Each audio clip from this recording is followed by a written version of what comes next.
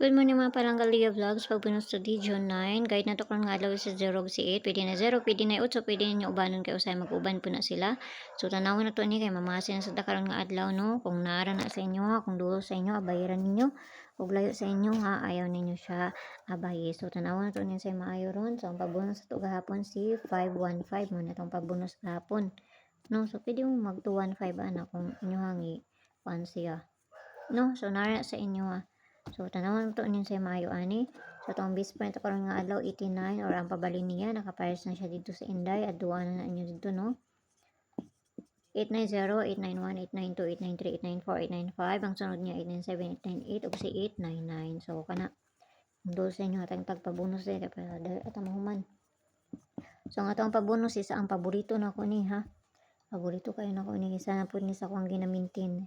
039 ang atong pabonus or ang pabalin niya. So kana mura may na-address ako so amo ni bahala na kung duol na sa inyo ha.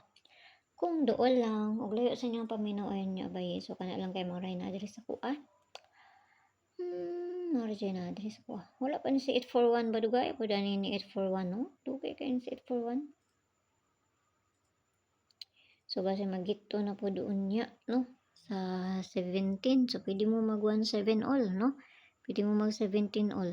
171, 172, 173, 174, 175, 17 kaya usay mo kuha pa ba nagkuan kuha pa ba nagduha so ayaw mo pagkumpiyansa ana kaya mo kuha pa na sa kuan 178 no 179 175 so kana nara sa inyo ha.